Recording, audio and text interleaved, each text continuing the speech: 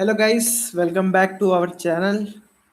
This side your Prince Agarwal representing MMC Tribe. जैसे last video में हम discuss किए थे कि आपका stock market versus other market. अभी हम फंडामेंटल एनालिसिस और टेक्निकल एनालिसिस के इंट्रोडक्शन पे बात करेंगे। हम मोस्ट ऑफ द पूरा मोस्टली हम क्या यूज़ करने वाले हैं एनालिसिस के लिए या ट्रेडिंग के लिए टेक्निकल एनालिसिस यूज़ करने वाले हैं। ठीक है, तो सबसे पहला वाला वीडियो जो था हमारा बेसिक ऑफ ट्रेडिंग में, उसमें आपको पता चला होगा कि फंडामेंटल एनालिसिस और टेक्निकल एनालिसिस में अंतर क्या है। ठीक है, और फंडामेंटल एनालिसिस में क्या क्या देखना होता है वो थोड़ा बता दूंगा मैं आपको। उसके बाद हम आज बात करेंगे कि टेक्निकल एनालिसिस में हम क्या क्या पढ़ने वाले हैं। ठीक है, क्या क्या वीडियो हमको क्या क्या वीडियो आएगा आपके लिए, क्या क्या टॉपिक्स कवर किया जाएगा जो आपको ट्रेडिंग करने में हेल्प करेगा, बेसिक जानने में हेल्प करेगा। ठीक है, तो आपका प्यार बनाए रखें, सब्सक्राइब कीजिए चैनल को अगर नए हो, और कुछ डाउट हुआ तो कमेंट कीजिएगा। ठीक है, चलो चालू करते हैं। अभी हम फंडामेंटल्स में क्या क्या देखना होता है उस पर डिस्कस करते हैं। ठीक है, तो अभी मैं साइड में एक फंडामेंटल लिख लेता हूँ, उस पर बात करते हैं।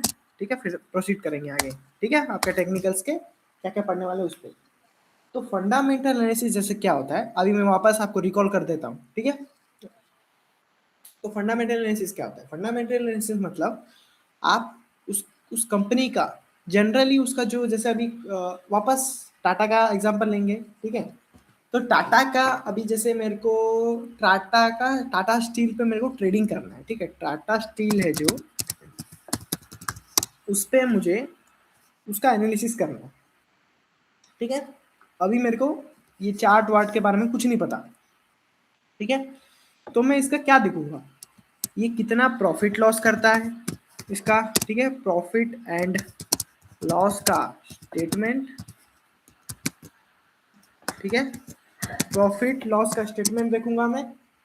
उसके बाद आपका कंपनी का स्टेटमेंट देखूंगा कि कंपनी का ग्रोथ का स्टेटमेंट, सिंपली आपको मैं इसको ग्रोथ का स्टेटमेंट बोल सकते हो। ठीक है, ग्रोथ का स्टेटमेंट देखूंगा कि मेरे को बेसिक चीज़ क्या है।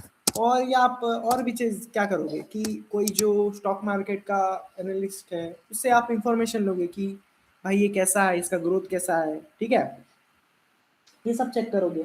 फिर उसका जो किसी पे इसका कोई किसी का उधार उधार लोन वोन है कि नहीं, वो सब चेक करोगे।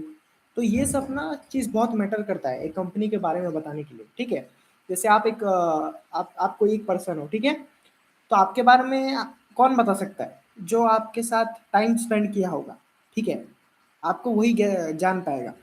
वैसे ही अगर आप इस टाटा स्टील के रिकॉर्ड्स, उसका जो ट्रैक रिकॉर्ड है, ठीक है, उस पर अगर आप टाइम इन्वेस्ट करोगे ना, तभी आपको पता चलेगा कि आपको उसके बाय करना चाहिए। उसका फ्यूचर में उसका प्राइस, ठीक है, इंक्रीज होगा। ठीक है, इंक्रीज होगा या डिक्रीज होगा, सिंपली बाय होगा या सेल होगा, ऐसे काइंड ऑफ। ठीक है, तो मेनली आपका ये चीज़ होता है। ठीक है, यही होता है फंडामेंटल कि कंपनी का आपको उसका अर्निंग देखना पड़ता है, रेवेन्यू देखना पड़ता है। ये सब के बेसिस पे आप उसका एनालिसिस करते हो और उस पर बाय सेल करते हो। ठीक है, ये होता है फंडामेंटल एनालिसिस। बस यही था, फंडामेंटल एनालिसिस आपको कहीं यूज़ नहीं आएगा। ये सब आपका ना most of the Indian market जो होता है ना उसमें यूज़ होता है। ठीक है, और ये सब लार्जर टाइम फ्रेम में ज़्यादा वर्क करता है। जैसे आपका 1 मंथ हो गया, 1 वीक का टाइम फ्रेम, इसमें टाइम फ्रेम मैटर करता है। ठीक है, ये सब बाकी मार्केट्स में भी अप्लाई होता है, लेकिन लार्जर टाइम फ्रेम में ज़्यादा इम्पैक्ट होता है। बाकी हमको क्या, हम हमारे पास उतना मनी नहीं है कि हम लार्जर टाइम फ्रेम में कर सकें, तो हम टेक्निकल ही यूज़ करेंगे। ठीक है, टेक्निकली हमको हेल्प करेगा कि कैसे हम स्मॉलर टाइम फ्रेम में ट्रेड करें, प्रॉफिट लें। ठीक है, और निकल जाए मार्केट से। तो हम अभी बात करेंगे टेक्निकल पे। ठीक है, टेक्निकल का टेक्निकल एनालिसिस। ठीक है, टेक्निकल एनालिसिस। ठीक है, टेक्निकल एनालिसिस में हम अब क्या बात करेंगे इसका। जैसे टेक्निकल एनालिसिस में जैसे मैं बोला आपको स्मॉलर टाइम फ्रेम में टेक्निकल एनालिसिस में ना स्पेशली स्पेसिफाई किया ना, प्राइस एक्शन यूज़ किया जाता है इसमें। ठीक है, प्राइस एक्शन। अब प्राइस एक्शन क्या होता है बहुत लोगों को तो पता नहीं है कुछ। ठीक है, स्टार्टिंग में सभी को डाउट होता है, तो अगर आपको कुछ डाउट हो रहा है तो कमेंट कर सकते हो। ठीक है, उसमें कोई प्रॉब्लम नहीं है। ठीक है, तो प्राइस एक्शन क्या होता है?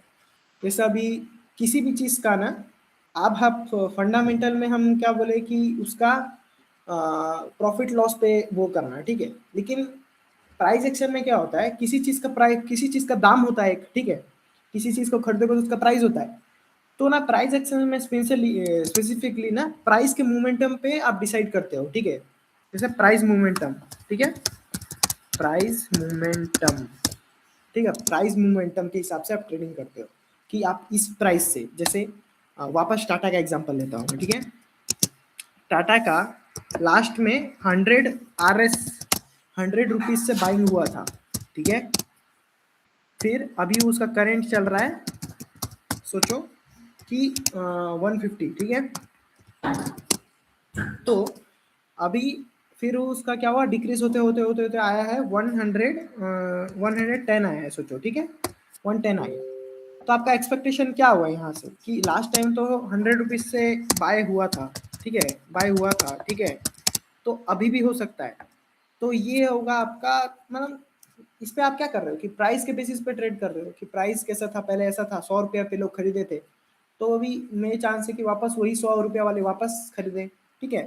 तो यही होता है प्राइस एक्शन, ठीक है। तो प्राइस एक्शन में भी बहुत सारी चीज यूज किया जाता है, ठीक है। आपका कैंडल स्टिक का यूज किया जाता है, ठीक है। कैंडल स्टिक क्या होता है वो सब आपको अभी नहीं समझ आएगा, यही तो हम बताने के लिए हैं। तो अभी हम प्राइस एक्शन समझ गए, ठीक है। Price action include, price action के बारे में मतलब प्राइस एक्शन को यूज करके हम करेंगे। तो प्राइस एक्शन में आपका क्या क्या आता है, ठीक है। इस प्राइस एक्शन में आपका क्या, हम क्या क्या सीखेंगे और क्या क्या यूज हुआ टेक्निकल में, उस पर बात करते हैं। सबसे पहले हम चार्ट्स के बारे में, चार्ट्स का टाइप के बारे में बात करेंगे। अब प्राइस देखने के लिए हमको चार्ट पढ़ना जरूरी है, मतलब चार्ट बनेगा तभी तो हम देख के एनालिसिस कर पाएंगे उसका। तो चार्ट्स का भी टाइप्स होता है, ठीक है। चार्ट्स पे डिस्कस करेंगे हम, ठीक है। जो जो मेन हमारा है, ठीक है। चार्ट्स तो बहुत टाइप का होता है लेकिन हम मेन मेन पे डिस्कस करेंगे। उसके बाद चार्ट्स में जो हमको, चार्ट्स में भी दो टाइप्स होता है, तो उसमें से कौन सा यूज करना होता है, ये होता है आपका कैंडल स्टिक, ठीक है। कैंडल स्टिक पे हम बात करेंगे कि कैंडल स्टिक कैसा होता है, उसका क्या क्या प्रॉपर्टीज होता है, उसे कैसे उसके उसको यूज करके कैसे ट्रेडिंग किया जाता है, ठीक है, ये सब। उसके बाद हम बात करेंगे आपका टेक्निकल में और एक चीज क्या आता है आपका, इंडिकेटर का यूज करना, ठीक है। इंडिकेटर का, इंडिकेटर हो गया आपका, मोस्ट ऑफ द टाइम ये यूज नहीं करना चाहिए क्योंकि मतलब ये सब टेक्निकल का पार्ट है, ये सब यूज करके हम टेक्निकल एनालिसिस करते हैं, ठीक है। इंडिकेटर हो गया, फिर चार्ट पैटर्न हो गया, ठीक है। ये सब को यूज करके हम टेक्निकल एनालिसिस किया जाता है, ठीक है। और आपका क्या हो गया, सपोर्ट रेजिस्टेंस, ठीक है। सपोर्ट रेजिस्टेंस ये सब पे वीडियो आएगा, सपोर्ट रेजिस्टेंस, ठीक है। सपोर्ट रेजिस्टेंस, ठीक है। और आपका हो गया ट्रेंड, ठीक है। ट्रेंड्स, ठीक है। ट्रेंड आइडेंटिफाई करना जरूरी है, ठीक है, कि कहाँ पे आपको बाय करना है, कौन सा ट्रेंड में आपको सेल करना है।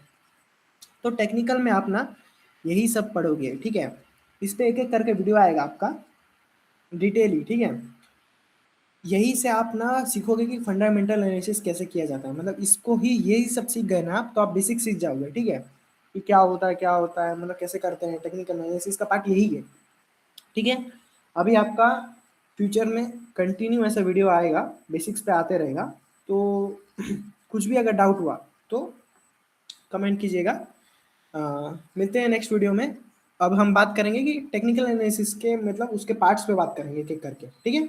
अब हमको पता चल गया कि टेक्निकल एनालिसिस क्या है, फंडामेंटल एनालिसिस क्या है, फिर टाइप मार्केट का क्या क्या टाइप होता है, ठीक है, कौन सा में हमको करना चाहिए, कौन से में नहीं करना चाहिए, हमको पता चल गया ट्रेडिंग क्या होता है, ये भी पता चल गया, ठीक है।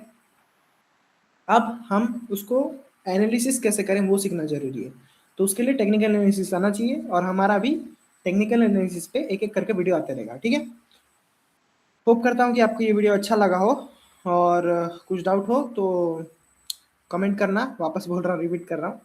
और थैंक यू, मिलते हैं नेक्स्ट वीडियो में।